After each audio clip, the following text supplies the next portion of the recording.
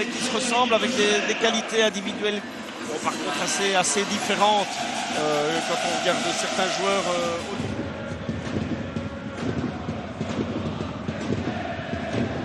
Schedler bousculé, c'est pas habituel. Et donc Danaïmans côté droit avec Bangura, la frappe non de Bangura et celle d'Eymans, le poteau. Décidément. Ouais, mais c'était très bien combiné du côté de Genk. Il y avait de la justesse. Ici, on s'attend à une frappe, mais non, ce crochet est intéressant. C'est bien joué. Et ce ballon, il est parfait. Ce petit ballon en retrait, il est parfait. Ah, c'est déjà les montants qui leur avaient fait défaut. Schedler en décrochage. Camara.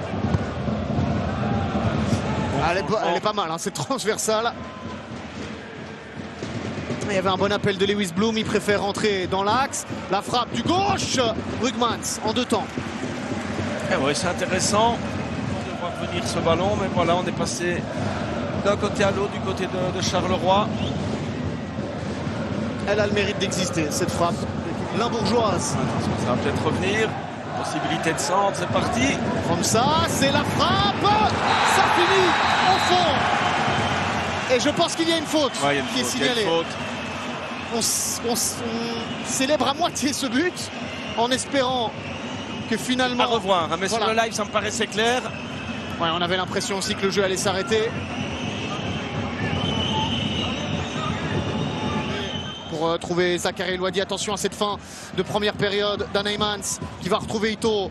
Possibilité de centre, Ito avec la tête d'Eymans. Quel arrêt. Quel arrêt de Mohamed Koné, encore lui. Et Schedler, il n'y a pas de position de hors-jeu. Aurélien Schedler, il faut accompagner, il faut proposer des solutions. Deuxième Van den Kerkhoff. C'est lui, l'homme en forme du côté du Sporting de Charleroi. Quand Charleroi accélère, ils font mal. Oui, il est là au second poteau, il fallait accompagner.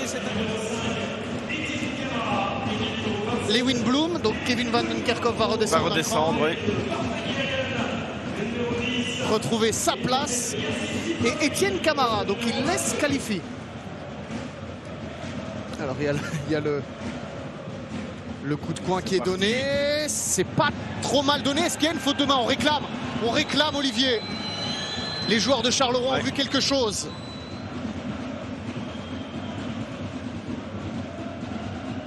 Sous cet angle-là, on verra rien, Oli. Là, c'est très con.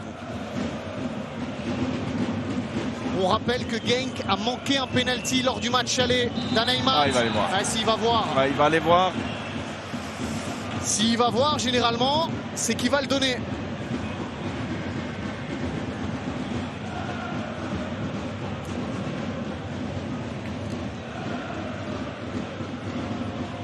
Qu'est-ce que vous en pensez? C'est pas une position naturelle du corps, hein, ça. Ah ouais, le bras est décollé. Il a les bras ici, au-dessus de sa tête. C'est un penalty qui, selon moi, se siffle. On aura peut-être l'occasion de le demander à Jonathan Lardo. Est-ce que ça touche aussi sa tête? Oh, que c'est compliqué. Il y a pourtant un angle, on a l'impression que c'est plus clair, mais voilà, il doit être certain de sa décision. Et ouais.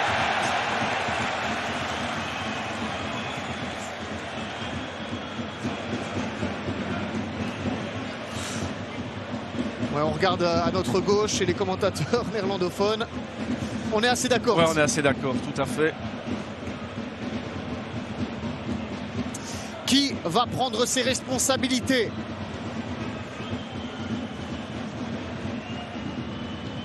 En Jupiler Pro League. Alors, on sait bien que c'est pas toujours celui qui va d'abord avec le ballon qui va frapper. Voilà, d'ailleurs, c'est le cas. Yago qui vient de monter au jeu. 8 buts en saison régulière, 3 en Croquis Cup, aucun en play-off pour l'instant. Aurélien Schedler qui avait égalisé.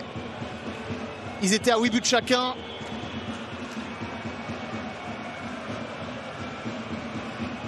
Le 12e but peut-être de Parfait Guiagon cette saison avec le Sporting. Guiagon qui s'est lancé. C'est très bien donné. Il était pourtant parti du bon côté, mais c'est très bien frappé, un tout petit peu à contre-temps. Caretsas. La frappe de Caretsas. Attention, c'est pas Et fini. ça revient. Encore une fois, Mohamed Koné. Pas de position de hors-jeu. Et ça fait 4-5 minutes qu'il y a des ballons comme ça qui traînent un petit peu dans ce grand rectangle. Quelle patate là. Sur Bangoura. Ah ouais, c'est sur Bangoura. Bah, il va rester 1 minute. Hein. C'est terminé pour Genk. Sauf si... Non. El Wadi. Avec Irassor. Encore une fois Koné. Yokohama. Et ouais, toujours ces ballons qui traînent. Mais Genk ne parvient pas à en profiter. Et cette fois, ça passe au-dessus. Il joue à se faire peur, les amis. Il y a tout le temps qui va être pris pour remettre ce ballon en jeu. Est-ce que Charleroi envoie un message à la concurrence avec cette prestation? Surtout la deuxième période. Et surtout, les Carolos n'ont plus rien à perdre.